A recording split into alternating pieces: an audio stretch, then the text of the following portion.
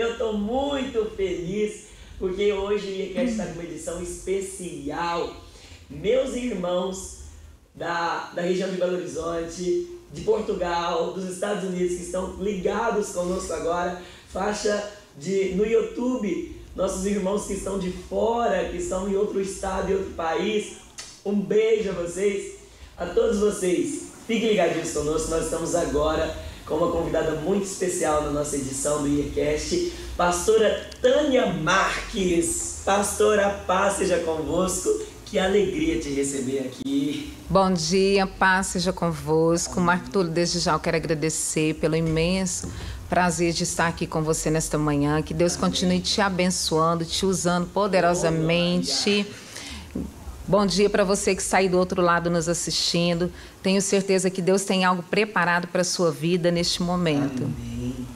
Gente, hoje a minha convidada, ela é uma pessoa extraordinária que marcou muito diversos momentos da minha vida, nessa trajetória, nessa caminhada com Deus. A pastora Tânia tem uma história fortíssima. A pastora Tânia esteve ministrando agora no último encontro regional de mulheres. Sim. Né? A IECSED, gente, ficou lotadíssima de mulheres aqui. Verdade. O tema foi Somos Todas Esther, né? Num tempo para como este. Nossa, gente, que forte foi esse tema. Até hoje eu ouço algumas mulheres comentando do quanto foi forte. Os homens estavam tendo um encontro simultâneo também no mesmo horário, em outra igreja aqui local. Mas, pastora, eu quero começar ouvindo você, seu testemunho fortíssimo. De onde é a pastora Tânia? Onde você nasceu? É uberabense? Como que foi a sua trajetória com a sua família até o momento que a senhora está hoje? Marco Túlio, nós teríamos que ter uns 10 podcasts para a gente contar a história. Mas eu tentei elaborar de uma forma objetiva e clara também para vocês. Eu nasci aqui em Uberaba há quase 46 anos. Sexta-feira agora eu completo 46 anos de idade. Nasci aqui em Uberaba, fui para São Paulo, fiquei em São Paulo. Eu fui sair daqui de Uberaba com 1 ano e 7 meses aproximadamente. E fui para São Paulo, fiquei lá até os meus 5 anos e meio. E depois nós retornamos para Uberaba. Sou filha de pais de origem muito simples. Minha mãe veio da roça do Ceará, trabalhava em São Paulo, veio tentar uma vida melhor na casa de família, né, com serviços domésticos. Meu pai também era de Uberaba, foi para São Paulo tentar uma vida melhor, pintou e lá eles se conheceram e casaram. Olha isso. E depois do relacionamento, do casamento, né, há quase 46 anos atrás, nasce-se uma menina. Ao meu nascimento, minha mãe, eu sempre cresci ouvindo minha mãe já testemunhando, antes mesmo de conhecer o Senhor Jesus. Que ao nascer, eu nasci praticamente morta. Minha mãe era muito tímida, muito calada, então nas dores de parto, minha mãe não conseguia verbalizar os princípios ali da dor de parto. Isso. E assim que começou a aumentar, quando ela já verbalizou que chegou ao hospital, o médico, ao meu nascimento, os médicos falaram que praticamente eu estava morta. Isso foi que hospital? Aqui de Uberaba? Aqui no Santa Helena. Antigo Santa Helena, né? Hoje nós não temos ele aqui mais. Isso, hoje não tem mais o hospital. E minha mãe relata que os médicos falaram, né, que o bebê tinha morrido, mas mesmo assim eles persistiram e me deram, eu falo que a vida, eu comecei muito cedo já um sofrimento, né? Porque minha mãe fala que eu levei 5 tapas e por algumas semanas eu fiquei com essas marcas, né, sobre a pele. E ao nascer, quando os médicos foram lá, né, e no 5º tapa minha mãe relata que aí eu gritei. Então naquele momento eu já percebi, pude ver que Deus tinha um propósito na minha vida. E de lá para cá eu fui crescendo dentro de um ambiente, hoje eu entendo como um ambiente muito tóxico. Eu vivi junto dentro desse relacionamento com meu pai e com a minha mãe. Presenciei muitas brigas, né, do meu pai e da minha mãe, muitas brigas verbal, psicológica e física também. Então eu cresci dentro desse ambiente. A senhora tem irmãos? Sim, eu sou a filha mais velha, né? A irmã, né, mais velha também de dois irmãos, né?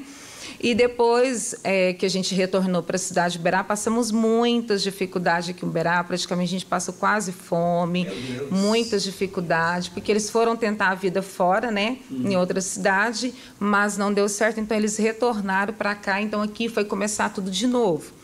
E aí, aproximadamente, quando eu já entro quase na fase da adolescência, de 12, 13, 14 anos, os meus pais se separaram, meu pai arrumou uma outra família, então foi um sofrimento muito grande para nós. Vamos na época da adolescência, né? Isso. Que é a fase do ápice, tudo intenso. Né? Isso. Então, nesse momento, os meus pais se separaram. Então, assim, antes de se separar, tinha muita contenda. Meu pai era um homem muito severo, muito ignorante, muito nervoso. Ele trabalhava de motorista quando ele retornou para cá. Motorista de táxi, depois motorista de ônibus. E às vezes ele dormia, os vizinhos não podiam fazer barulho, que ele pegava, ele tinha espingarda, ele queria matar os vizinhos. Que coisa! Então eu cresci dentro de um ambiente onde era muita agonia, aflição. Minha mãe lavava roupa para fora, porque minha mãe até hoje, ela não sabe ler nem escrever.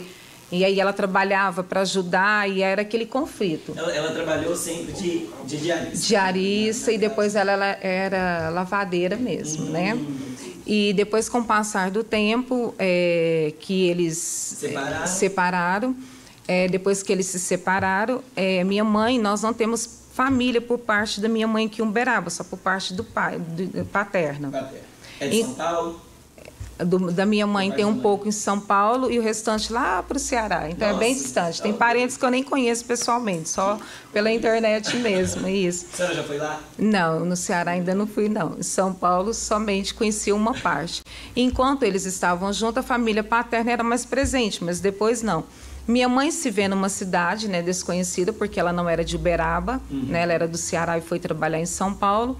E ela se encontrou, após a separação, ela ficou muito perdida. Então, minha mãe foi para a igreja. Ela conheceu a Cristo, né? Deus. Quase 40 anos atrás, minha mãe conheceu o Senhor. E a partir do momento que ela foi para a igreja, hoje eu entendo que naquele momento a igreja foi um local que acolheu ela. Foi um momento que ela foi para a igreja e ela se sentiu acolhida. Só que, além dela ir para a igreja, ela não simplesmente só frequentava a igreja. Minha mãe foi para uma igreja, onde essa igreja tinha muitos missionários, e ela passou a morar dentro dessa igreja. E lá, ela praticamente, entre aspas, ela me abandonou, eu e o meu irmão. Né? Nós somos diferença de quase 5, 6 anos. Então, minha mãe nos abandonou nessa faixa etária de aproximadamente aí 13, uns 14 para 15 anos. Mas vocês ficaram onde? Abandonou? Em casa. Minha mãe ficava na igreja, dormia na igreja. Menina! E eu ficava sozinha com o meu irmão em casa, né? Comida? Fazia comida, trabalho desde os 9 anos de idade. Desde os 9 anos, trabalhava de doméstica também. Isso ainda em São Paulo? Aqui em Uberaba, que eu retornei eu tinha mais ou menos 5 anos e meio, 6 anos. Coisa. Aí retornei aqui para Uberaba. E nesse meio tempo, aí eu comecei a gerar muito dentro de mim um ódio muito grande. Eu não gostava de pastores, não gostava de igreja, porque eu não entendia. Eu achava que eles tinham tirado a minha mãe de mim. Mas, na verdade, depois eu fui entender. Minha mãe sofreu muito na separação, né, quando ela teve a separação. Sim. E nisso tudo ela ficou perdida. Então, a igreja foi o local que ela achou para o acolhimento dela ali. E nesse meio tempo, eu fiquei livre, né? Meu pai me prendia demais. Meu pai era muito severo, não deixava nem eu brincar na rua. De repente, ele vai embora também. Coisa. Então, eu fiquei ausente de pai e mãe, né? Não tinha eles presentes. E aí, arrumei uma turma, a gente tinha uma turma de amigas, que era 7 amigas, e comecei para as baladas, aí comecei a conhecer o mundo. Foi soltando as asinhas. Fui soltando as asinhas, gente. E aí, nas baladas, né? Fui experimentando a bebida, o cigarro, drogas também. Das minhas 7, a gente fazia grupo de 7 amigas. Eu fui a última que experimentei e, graças a Deus, também a primeira a parar. Mas nesse meio tempo eu conheci uma pessoa e era um rapaz, né? Eu muito novinha, nunca tinha se relacionado. Apaixonou? Apaixonei. A princípio era um príncipe no cavalo branco, me prometeu muitas coisas, só que ele tinha o dobro da minha idade. Eu tinha 14, ele tinha 28 anos de idade. Meu Deus! Só que na época eu, abandonada ali de pai e mãe, não tinha presença do meu pai e da minha mãe, o meu apego foi nele. Então eu me relacionei com ele E a partir do momento que eu comecei esse relacionamento, a princípio foi muito bom, né? Ele me prometeu muitas coisas, só que de repente ele começou a ter um ciúme de mim mortal, então eu não podia olhar para os lados. Se eu passasse maquiagem, se ele chegasse em qualquer lugar, se o batom tivesse um pouco mais claro, aí que começou as agressões. O mesmo que a minha mãe viveu em casa, agressão física, verbal, comecei a viver. Então, praticamente por 5 anos, eu vivi esse sofrimento. Isso morando junto com ele ou não? Né, morava eu, ficava mais eu e meu irmão. Minha mãe vinha uma vez por semana quando ela conseguia vir. Tinha semanas que eu nem via minha mãe. Isso eu estudava, trabalhava muito cedo. Comecei a trabalhar muito cedo, então eu estudava e trabalhava. E nesse meio tempo começou as agressões físicas. Então, assim, muitas das vezes ele me desmaiou, eu acordava em outro lugar. Que horror! Eu tenho cicatrizes no meu corpo de um soco que ele me deu. Então, apanhei muito dentro desse relacionamento de 5 anos. Sim. E também verbal, me xingava, né? Ele me humilhava. E eu fiquei totalmente dependente dele. Hoje eu entendo, né, o que é uma dependência emocional. E, às vezes, quando a gente vê isso acontecer nos dias atuais, a gente fala, mas como que pode alguém estar dentro desse ciclo e não conseguir sair? Mas, naquele momento, eu só conseguia me se sentir valorizada ou ver a minha identidade com ele. Eu não conseguia, Marco Túlio, e para você que está me ouvindo, eu não conseguia me ver sem ele. Eu era totalmente dependente dele. Ele falava, eu estou indo embora, vou largar de você. Eu chorava de beijar os pés dele para ele não ir embora. Totalmente dependente. E isso talvez então seja a causa de muitas mulheres não conseguir denunciar. Né? Sim. Sofrem agressão, mas estão trancadas dentro. Sim, com certeza. Porque não consegue se ver sem esse outro, né? Meu Deus. As palavras são tão fortes, negativas dentro desse relacionamento, que você não consegue se ver, que você consegue viver uma outra vida, viver um outro tempo. E nesse meio tempo, né, eu conheci também as drogas.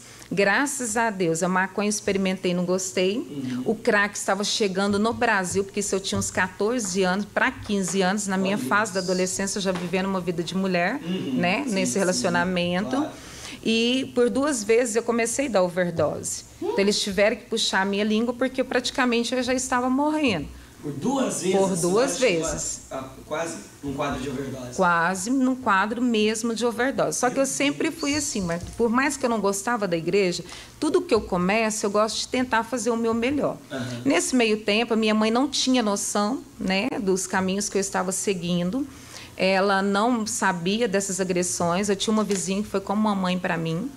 E essa vizinha, ela presenciava que eu era muito cheia de hematomas, porque ele me batia muito. Então, tinha muito hematomas, ela percebia, ela me chamava, me aconselhava, mas eu não conseguia sair daquela situação. E nesse meio tempo das agressões, das drogas também, minha mãe fez um voto comigo, né? E falou, Tânia, eu quero que você vá na igreja 7 domingos. Então, eu fui na igreja, mas eu cheguei na igreja, para mim, não entendi o que era Deus, não gostava, mas até então eu estava ali cumprindo. Olhando aquilo tudo, a senhora lembra que igreja que era na época ou não? É Reino dos Céus. Reino dos Céus? Existe ainda? Existe aqui em Uberaba ainda. Minha mãe está lá ainda, né? Ela sempre me apoia, né, em tudo, mas ela está lá, né? E porque foi a igreja que ela conheceu. Isso. E nesse tempo, né, quando eu fui para essa campanha, né, que eles fizeram, eu me lembro que no último dia dessa campanha, eu tinha mexido com droga o dia inteiro. Então, eu entrei assim por um lugar mais deserto, com uns 3, 4 amigos. E, como eu disse para você, a maconha eu não gostei. O crack, graças a Deus, eu experimentei também, não gostei. Estava chegando no Brasil, mas a cocaína foi algo que eu me identifiquei. A cocaína. Então, a cocaína eu fiquei aproximadamente 1 ano e pouco. Não fiquei aquela viciada de todos os dias. Quando eu comecei, foi onde que Deus entrou. Ai, gente, você me disse, cocaína é cheirar? É o pó mesmo, é cheirar. Eu pensando que era de injeção, né? Não, você arrumar as fileiras lá, é o pó mesmo que você cheira. E a droga, por que se torna um vício? Porque só a primeira que faz o efeito. As demais não tem, né? Não tem mais o efeito. E ali naquele momento, quando eu tinha cheirado demais. Muito louco. No outro nível. E aí eu tinha cheirado o dia inteiro e fui na igreja. Mas quando eu coloquei no último dia da campanha, E a pastora ia passar um véu sobre as cabeças e chamou lá na frente. Quando eu coloquei os pés sobre a igreja, que dia eu estava muito louca, Marco Túlio. Toda hora eu achava que ia me pegar e me matar. Comecei a ter alucinações. Eu tinha mexido com droga o dia inteiro. Que coisa. E nessa estrutura. Hoje eu sou magrinha, eu estava pesando 37 quilos na época. Meu Deus, gente. E aí eu entrei, e quando a pastora chamou lá na frente, que eu fui, que ela passou o véu, Deus me deu uma visão. Que ele estava pegando a minha mão, assim, pega aqui, por favor. Ele pegava assim nas minhas mãos e falava, Tânia, não olhe para trás. Oh, glória! Se você não olhar para trás, esse caminho nunca mais vai te pertencer. E eu me lembro que eu queria orar, ele falava, fica comigo. Ele apertava a minha mão. E aí ele me levou, eu morava no Cartafina, que tem uma descida e uma subida. Eu morava na subida. O Senhor me levou até a porta da casa da minha mãe. Meu Deus. E quando eu cheguei na porta da casa da minha mãe, ele falou, entra. Antes de eu me converter, porque eu não tinha Deus, eu não tinha esse conhecimento. Naquele momento que o Senhor me levou até a porta da minha casa, para a honra e glória do nome do Senhor Jesus, nunca mais eu coloquei drogas sobre o meu corpo. E eu me lembro que eu tinha amizade com traficante, outras pessoas, e nessa semana eu guardei um pedaço de droga na minha casa de cocaína. E a mesma pessoa que me incentivou a iniciar, ela estava na minha casa. Ele falou, Tânia, você pode cheirar, não tudo, porque senão você morre, mas você pode cheirar. Que coisa! E aí eu lembro que ela saiu, foi debaixo da mesa lá na minha casa e cheirou. E eu ficava para lá e para cá, desesperada que eu queria mexer. Mas eu lembrava que Deus tinha me levado na porta da minha casa. Meu Deus! E eu não mexi. E graças a Deus, nunca mais aquilo fez parte. Foi o dia D. Foi o dia D, mas não me converti. Nesse meio tempo, foi passando, eu dentro desse relacionamento, engravidei. Para minha mãe foi a morte. Naquele momento, que minha mãe falou assim, e agora? Engravidou do rapaz que era... Isso, que era desse difícil, rapaz que eu vivia esse relacionamento. Minha mãe falou, e agora? Né?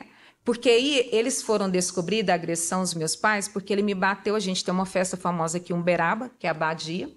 A festa da Badia. Isso. Numa vez, dentro dessa festa, ele desconfiou que eu estava ficando com alguém. Eu não ficava com ninguém, porque eu morria de medo dele igualzinho. Filho tem medo do pai. Mas quem tem ciúme possessivo, né? A pessoa cria paranoia e vai na paranoia dela. Sim, e aí ele veio muito agressivo e começou a me bater. E eu fiquei muito tonta, porque eu desmaiava. E eu bati no carro da polícia. Meu Deus. E quando eu bati no carro da polícia, eu dei hematoma no corpo inteiro. O policial me socorreu, eu desmaiei, fui para o hospital. E é onde que eu tenho a cicatriz em cima da minha sobrancelha.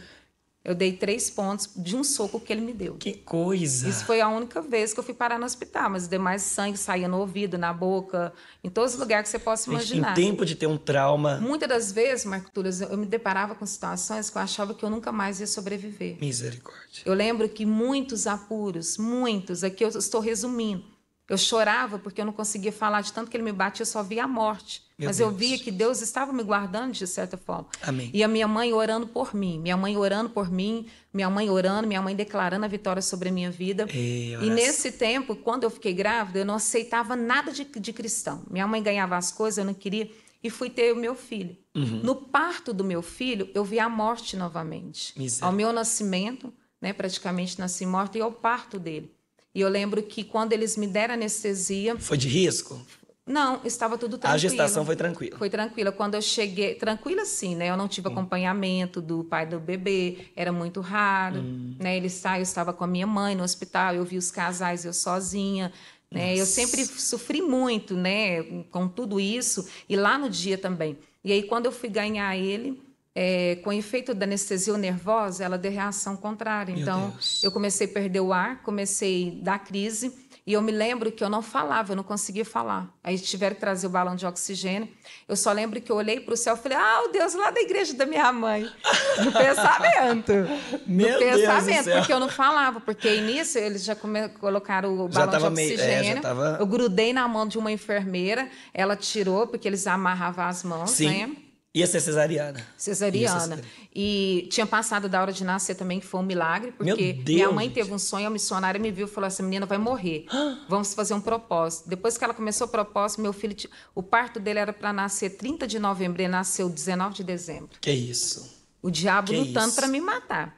E graças Matava a Deus, você e o bebê junto? Matava nós dois juntos. Meu Deus. Só que ali eu comecei a retornar. E aí, quando eu tive o meu filho, meu amor dividiu. Aí eu comecei a sentir um outro amor diferente. Glória a Deus. Ele é uma bênção na minha vida. Hoje ele é uma bênção no nosso ministério. Bruno, meu amigo, se você estiver assistindo a gente, Um beijo no seu coração, Ele é o te melhor amo. de Deus para minha vida, o meu melhor presente. Amém. E aí, depois disso, com 1 ano e pouco, assim que eu ganhei ele, eu já não quis mais o relacionamento, né? Na época, essa pessoa, eu estava de resguardo. Rompeu, conseguiu romper. Rompi, com muita dificuldade, rompi esse relacionamento, só que eu de resguardo, ele entrou dentro do banheiro, eu estava tomando banho e ele começou a me enforcar. Meu Deus. E ele falou assim, hoje eu vou te matar. Eu falei assim, hoje você vai me matar, mas com você nunca mais eu quero estar. Gente, E nisso eu tava tinha decidida. acabado de ganhar o bebê, eu comecei a dar hemorragia, então ele viu muito sangue saindo, ele apavorou, né? Então ele me largou, aí minha vizinha veio e me socorreu.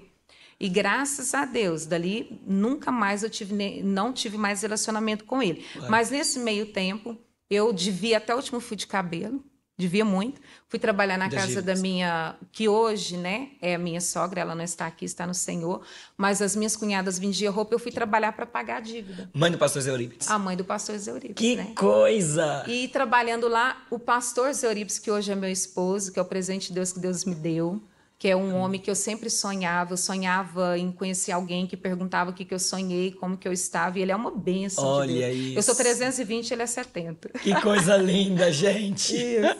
E fui trabalhar na casa dele. Uhum. E quando eu fui trabalhar na casa dele, né, para pagar toda essa dívida que eu tinha, né, uma parte que era com as minhas cunhadas, que depois se tornou minhas cunhadas, ele começou a falar de Jesus. Só que eu era muito orgulhosa, porque eu não aceitava. Por mais que eu tinha visto o que Deus fez na minha vida, eu não tinha esse temor, eu não conhecia esse Senhor tão de perto. E depois disso, que ele começou a pregar para mim, no final eu falava, gritava, me chama para ir à igreja. Mas eu não tinha coragem de falar. O orgulho não deixava. O orgulho era muito grande. E aí eu me lembro, não tenho nada contra, mas eu vim do mundo assim. Não mexia com droga, mas nessa época eu fumava e bebia também. Ah, e só para lembrar, eu dei entrada no Hospital Escola aqui de Uberaba, você pode procurar, que vai estar lá, 2 vezes em coma alcoólatra.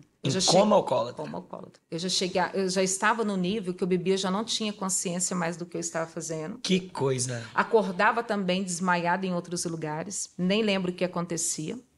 Gente. E nesse meio tempo, né, ele pegou e me convidou para ir à igreja. Então eu andava só de tomara que cai, nada contra, porque eu sei que roupa não faz ninguém, né? Amém. Mas eu andava só de tomara que cai, o short era um palmo. E eu me lembro que uma fita. chegavam os missionários, a minha sogra, ela é cristã, né? Ela era cristã, hoje ela está no Senhor, mas a família toda era cristã. E os missionários chegavam, e uma vez o missionário olhou para mim e falou, a primeira coisa que Deus vai tocar em você, Tânia, vai ser nas suas vestes. Eu falei, já não gostei desse missionário.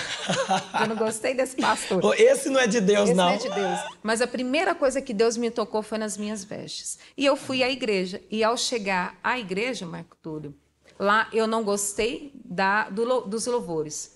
Mas a palavra que a pastora ministrou, da viúva pobre que não tinha como pagar suas dívidas, era a minha história. Eu estava devendo Deus e todo mundo. Gente. E naquele momento eu comecei um propósito com Deus, Deus me abençoou.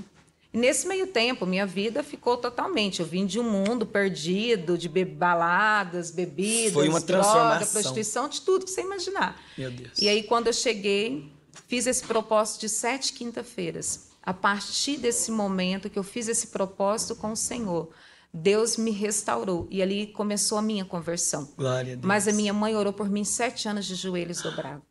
Olha isso. Quanto mais a minha mãe orava por mim, mais trabalho eu dava. Nossa. Isso é interessante a senhora citar, porque eu sei que nesse exato momento talvez nós estamos falando com algumas pessoas que estão passando por situações de quê? De orar por entes queridos, de orar por pessoas, às vezes pessoas que estão em vícios também, pessoas às vezes que estão nesse exato momento na penitenciária. Mas olha, você está ouvindo agora o testemunho real. Isso é realidade. Sim. Isso é realidade. A transformação que Deus é capaz de fazer. Não existe nada que Deus não possa fazer por alguém que está no fundo do poço. Deus é capaz. Eu estou aqui diante de um testemunho vivo. De um testemunho vivo. Como profissional de enfermagem, também sou técnico de enfermagem, né?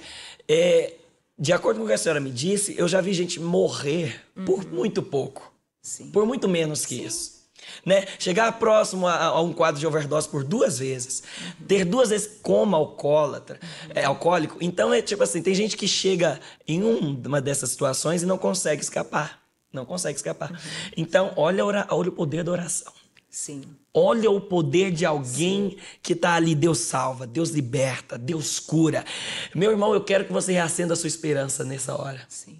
Reacenda a chama da sua expectativa acerca do que Deus pode fazer ali na frente. Verdade. Deus pode se levantar no meio dessa situação e pode restaurar a sua história, restaurar a história da pessoa que você busca, que você clama por ela. Verdade. Deus pode fazer. Foi assim que Deus fez, não foi, pastor? Sim, com certeza. E a senhora me disse, antes da gente começar, que a senhora...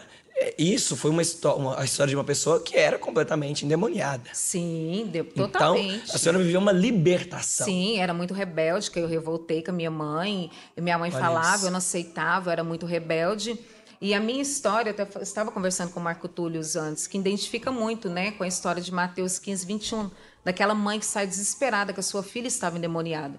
E ao princípio ela sai gritando: Jesus, filho de Davi, tem misericórdia de mim. Olha isso. Foi assim que a minha mãe começou a gritar e buscar pela minha cura, minha libertação. Porque minha mãe, ela não tinha tanta profundidade, mas ao finalzinho, quase antes de eu me converter, dos 21 para 22 anos, minha mãe chegou a ter um conhecimento. Glória a Deus. Né? E só que aí já era, entre aspas, tarde demais. Eu já tinha experimentado tudo, não tinha como ela intervir ali. Né? Então, o que ela poderia fazer era orar. Só que ela fala, assim como essa mulher, que ela saiu gritando, e Jesus, a princípio, ele não disse nada. Ele permanece em silêncio. Minha mãe orou por 7 anos. E minha mãe fala que quanto mais ela orava, mais trabalho eu dava. Meu Deus. Por isso que eu quero te falar, mãe, para você que é mãe, para você que é esposa, para você que ora por alguém, não desista de clamar, não desista. Oh, glória. Ouse a sua fé, a certeza daquilo que a gente não vê, mas é a convicção. Você não pode ver com os olhos naturais, mas com os olhos espirituais. Isso você vai exercitar a sua fé. Você já vai ver e já começa a agradecer pelo seu milagre. Glória a Deus. E nesse meio tempo que minha mãe orava e ela clamava e ela declarava sobre a minha vida, aqui na história desta mulher, após o silêncio de Jesus, os discípulos ainda disseram para ele: vamos despedir, essa mulher vem gritando. Quantas vezes minha mãe encontra, né, e fala com as pessoas: para que você vai orar para a Tânia? A Tânia já é um caso perdido. Meu Deus. Se você chegar no bairro que eu morava e perguntar quem que era a Tânia, não, aquela Tânia morreu, hoje é uma outra Tânia. Glória a Deus. A Tânia é um caso perdido. Assim os discípulos falaram para Jesus. E Jesus ainda responde para ela: eu não vim senão para as ovelhas da casa de Israel que estão afastadas. Ou seja, não para você. Mas mesmo assim, aquela mulher, ela permaneceu. Depois que Jesus ainda disse isso para ela, a Bíblia diz que ela adorou. Minha mãe continua adorando. Aleluia. Mesmo quando tudo dizia que não. Eu brigava, xingava os pastores. E a minha mãe é brava, apanhei muito também na infância. Era brava. Nossa, é brava até hoje, viu, gente? Ela é maravilhosa, eu encontro ela. Isso, ela te ama, né? Eu gosto demais dela. E essa mulher começou a adorar. E minha mãe não desistiu. Minha mãe continuou perseverante na oração, na adoração. E o que a Bíblia diz? Jesus ainda responde para ela depois que ela adorou: mas não é correto eu pegar os pães e lançá-la aos cachorrinhos. Aquela mulher responde: Jesus, mas até os cachorrinhos comem as migalhas que caem das mesas do seu Senhor. Meu Deus, aleluia. Jesus olhou para aquela mulher e o que ele disse para ela? Mulher, grande é a sua fé. Glória a Deus. Que seja feito aquilo que você quer. E eu declaro para a tua vida, aleluia, que a Jesus. sua fé, o que você tem orado, o seu milagre, em nome aleluia. de Jesus, Deus fará. Se Deus fez na minha vida, Deus fará diante do seu milagre aquilo que você tanto tem orado e tem clamado ao Senhor. E aí a Bíblia diz que imediatamente, após aquele momento que o Senhor disse para ela, a filha dela estava sã. Aleluia. Então, o nosso Senhor, o mesmo Jesus que estava lá, ele é o mesmo Jesus que está aqui hoje. E ele é o mesmo Jesus que está sobre a sua casa. Eu não sei o que você está passando. Talvez o meu testemunho ele vai falar com você, ou você conhece pessoas. E compartilhe mesmo, fala do que Deus fez. Mas, independentemente daquilo que você esteja enfrentando, saiba que não há nada, não há casos impossíveis que Deus não possa resolver. E depois que eu fui para a igreja, Deus restaurou a minha vida. Deus deu um pai para o meu filho, Deus me deu um esposo. Eu casei de noiva. Olha que chique. Gente, eu tive chá de panela, eu tive lua de mel. Deus restaurou a minha história. Deus fez uma nova história. Deus transformou a minha vida. Olha isso. O Senhor me deu tudo novo. Deus me deu um lar, Deus me deu uma casa. Eu trabalhei muitos anos, minhas mãos é cheia de calo, de cabo de vassoura. Eu não tenho vergonha, eu tenho orgulho, porque eu sou uma mulher lutadora. Amém. Parei de estudar na 5ª série. Voltei a estudar depois de uma certa idade. Depois de casada, concluí o 2º grau. Glória a Deus. Passei pelo momento difícil após o casamento, porque no meu casamento também eu quase desmaiei. Foi uma luta nós tremenda. Vamos ter nós vamos fazer um podcast ainda pela vida sentimental, o testemunho da vida sentimental. Sim. Específico. Isso, vou estar aqui presente, pode contar. E nesse meio tempo que eu casei, né, e que o Senhor abençoou, no meu casamento também eu passei muito mal. E após o meu casamento, acho que eu vivi muitas emoções. Né? E também o inimigo não estava satisfeito, não né? Minha vida transformada. Claro. Aí após o casamento, eu comecei a ter umas crises, eu não sabia o que eu tinha. Aí eu entrei na crise de pânico e depressão. Meu Deus. Após o casamento. O inimigo lutou muito. Mas nesse meio tempo, Marco Túlio, meu esposo já era pastor, né? Ele já era consagrado pastor auxiliar. Nós casamos. E aí ele falava, Tânia, Deus está te chamando para a obra. Eu falo, obra? Viver pela fé? De forma alguma. Olha isso. Não, de jeito nenhum. E nesse meio tempo, quando eu estava passando por esse processo de 4 anos, a única coisa, gente, que me acolhia e que eu me sentia refrigério era isso daqui. Meu Deus. Eu procurava os hospitais, fazia todo tipo de exame, não tinha nada. Que extraordinário. Mas Deus falava comigo. E aí eu pegava a Bíblia, eu punha na cabeça mesmo. Senhor, me dá o refrigério. Profetizando. Dava crise, ia para o hospital, estou infartando, estou morrendo. Hoje eu entendo que eu tinha crise de pânico e de ansiedade, mas não sabia lidar naquela época. Olha isso. E quando eu fiz um propósito dentro da igreja de 3 dias de oração, ao final deste propósito, Deus falou comigo, procure uma ajuda. Fiz todo tipo de exame, nem nada. O médico falou, procura um psicólogo. Eu falei, psicóloga é do diabo. Eu não estou endemoniada, eu estou liberta. Olha a mente, olha para você ver a cabeça. A religiosidade. É a religiosidade. Porque nós somos corpo, alma e espírito. Exatamente. E nesse momento procurei uma ajuda. Uma pastora da nossa cidade aqui. Ela é psicóloga clínica, hoje ela não exerce mais essa profissão, vive só para o ministério. Ela me acolheu e cuidou de mim. Olha que perfeito. E ali, gente. Marco Túlio, eu fui ver os traumas. Foi tratar os traumas da infância. Tratar os traumas. E quando eu cheguei lá, era por causa que eu não tinha passado numa prova. Eu achei que era simplesmente por não ter passado. Aquela prova foi uma gota d'água para transbordar. Olha só, que forte isso. Eu queria, eu não posso encerrar esse request sem, já que a senhora tocou num assunto, num ponto sobre a infância. O que a senhora diria para as pessoas que nos assistem agora, que já passou por muitas crises na infância, traumas, né? Faltam alguns minutos para a gente entregar a programação para o início do culto. Mas o que a senhora diria para essa pessoa que está maltratada da infância? É muito importante você ter o amor próprio. Você ter esse olhar para dentro de você. Glória a Deus. Ter esse olhar, reconhecer, buscar ali. Às vezes você possa identificar, né, tudo que você passou, porque eu vivi isso tudo consequências de uma infância traumatizada. Das brigas dos meus pais, de um relacionamento tóxico também, um abandono ali, hoje eu entendo. Mas muitas das vezes nós precisamos também perdoar.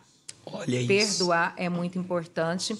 Mas é muito importante também você procurar uma ajuda terapêutica. Glória a Deus. Procurar uma rede de apoio. Talvez, se você não quer procurar, mas procure alguém que identifica com algo que você possa estar passando, para você ouvir dessa pessoa também. Porque a partir do momento que você vê que outras pessoas também passam ou está passando o que você está passando, você vai se perceber ali que você não está sozinho.